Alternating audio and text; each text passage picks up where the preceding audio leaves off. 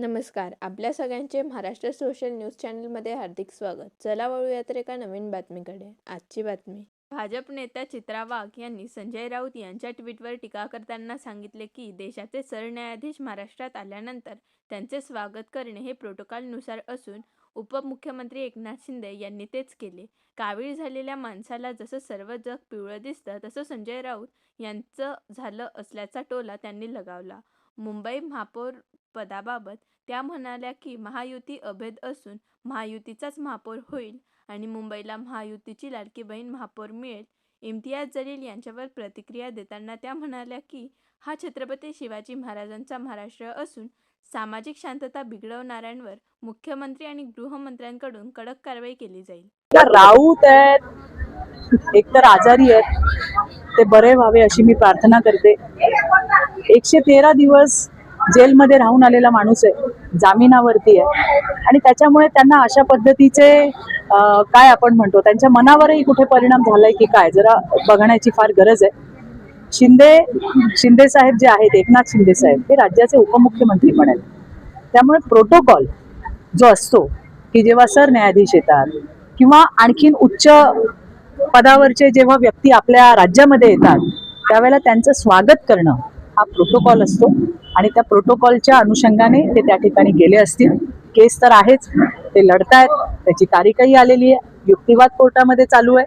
त्यामुळे त्याचा आणि याच्याशी संबंध लावणं हे मला वाटतं काही योग्य होणार नाही. राज्याच्या उपमुख्यमंत्री होण्याच्या नात्याने त्यांनी त्या ठिकाणी आपले जे सरन्यायाधीश आलेत, पहिल्यांदा आलेत, त्यांचं स्वागत त्या ठिकाणी केलंय.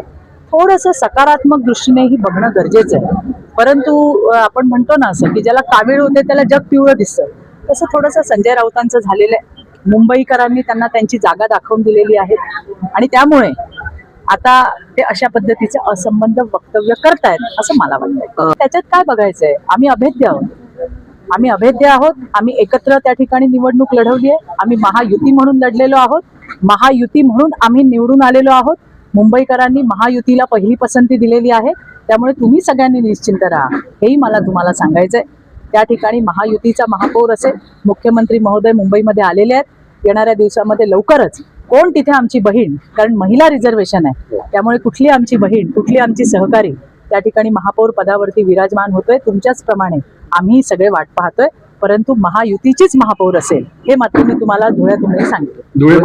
हा छत्रपती शिवाजी महाराजांचा महाराष्ट्र आहे.